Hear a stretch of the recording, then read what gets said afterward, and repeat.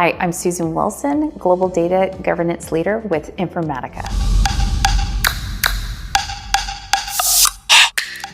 I meet many women across the world in very powerful positions, from the CDO to also data governance practitioners.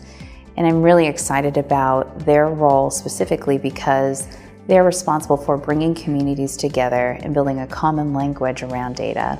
Because if we're going to make value and use of data, we've got to build our relationships and that learning to the business working edge.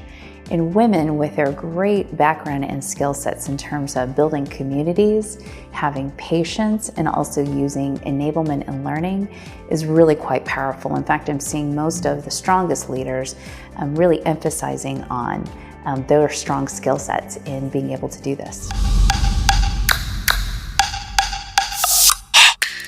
The first one really is around how to get the folks that are in the business working edge an understanding and a common language around data. So that's one of the first global challenges that I'm seeing. And with that, they're using their skills to enable their companies to meet that challenge. One leader that I have just adored, she works for FIS, Alexis Sewer is her name. In fact, I listened to her latest webinar around this. Her organization is really growth through acquisition, and so they're using data and information to basically unlock its value. But often when you grow through acquisitions, you have many companies that you are building together for the first time and building that common language.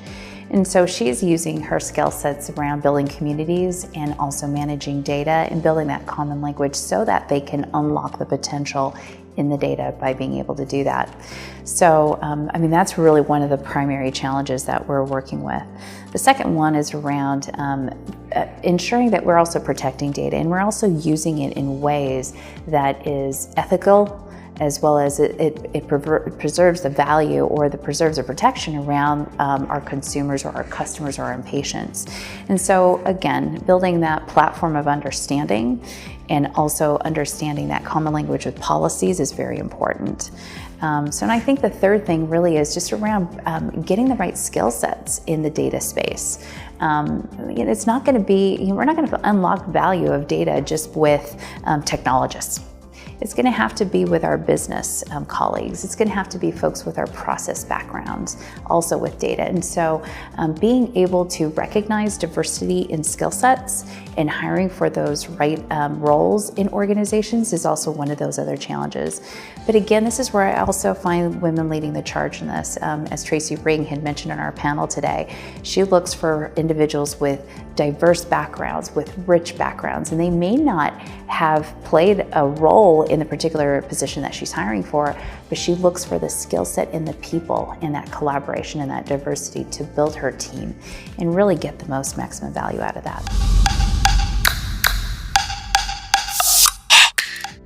I do.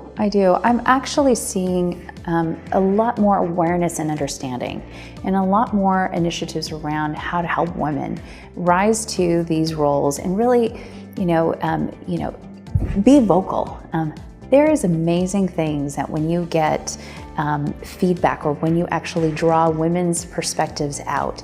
And in fact, oftentimes when I'm working with a customer or a prospect and I've noticed she's been a little quiet on the phone or maybe not as expressive, I'll say, is it all right if I come out and meet you, right? I'd really like to get to know you better. And it's amazing when you get to build those personal connections and you draw women's perspectives out and you really get to know them. We're seeing a lot more of those types of initiatives too in the boardroom in terms of building diversity and also enriching, right, the balance. And so I do believe that we will get more equality over the next 10 years just by the awareness and also the initiatives that we're taking to make that happen. A lot more compassion, a lot more, if you will, respect for diverse points of view. And it's okay that someone doesn't have the same point of view that you have or doesn't speak in the way that you speak. Just by being able to accept, that the world around us is diverse and it's not just what you think is important. Be curious about what another person is thinking. And I often think that if we, showed a bit more compassion and as well as a care for learning from others, we'll learn a lot more, even about ourselves, and we'll actually build a better future by doing that. Mentorship is why I'm here and how I got here.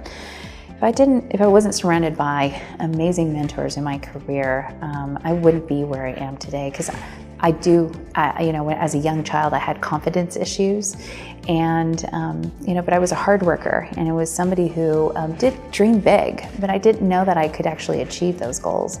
But early on in my career, I had mentors that actually saw something in me and actually helped to push me to that next level, and it just continued from there.